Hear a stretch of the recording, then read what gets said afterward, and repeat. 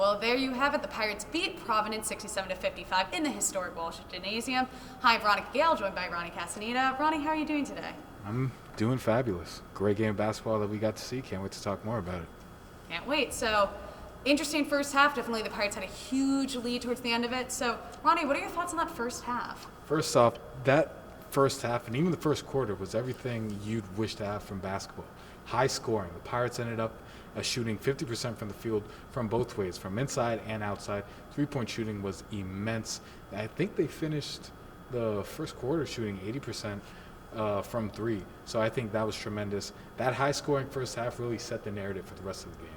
I have to completely agree, especially that 80% of three-pointers in the first quarter, I believe. That was definitely helped the Pirates gain that lead. But so then we move into the second half. And what were your thoughts on the second half?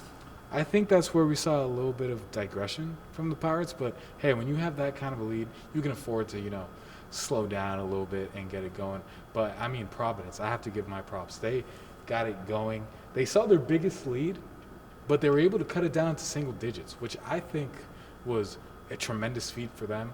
They were able to clean up the turnovers, which was a big issue for them in the first half, and that's why they got the game too close. But nonetheless, the Pirates, they were too hot from behind the arc. Desiree Elmore, Maya Jackson, Andre Espinoza-Hunter, they got it going. There was no way they were going to be able to mount a comeback with them, just continuing on the firepower.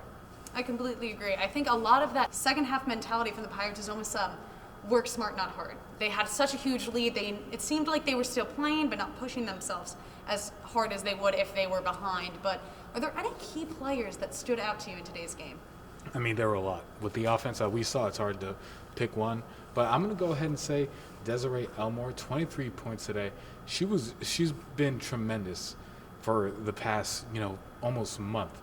And I think you have to accredit that to the contribution of Andre Espinoza-Hunter, because when you have a player who's so dominant from the perimeter, it opens up the inside. And that's where Desiree Elmore gets her money's worth. So I think that was a tremendous step for her. She's been balling lately, and I think that's great. For Providence, I'm going to have to give it to Alyssa Geary.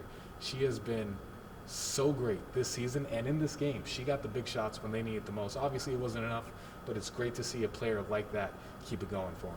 I have to agree. I really thought Espinoza-Hunter stood out to me. She turns it up when she needs to be hot, and she cools off when she needs to be. So definitely a key player. But looking forward at the Seton Hall women's basketball schedule, they play Xavier on Wednesday and Villanova on Saturday. Ronny, what do you think about that schedule coming up?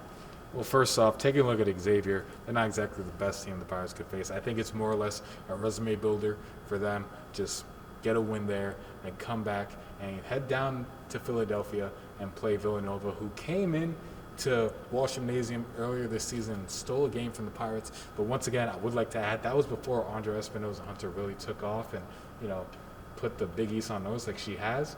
So I do think Villanova is smart enough to, plan around her. But that's also going to open up opportunities for players like Maya Jackson, Desiree Elmore, and Lauren Park-Lane. So I think it'll be fun to watch, and especially for the Pirates. I think that's a game that they're going to need to win if they want to look to start dancing in March. Well, hopefully we have more days like today. But from the historic Walsh Gymnasium, Ronny, thanks for being with me. Of course, it was a great time. And I'm Veronica Gail. We'll see you next time.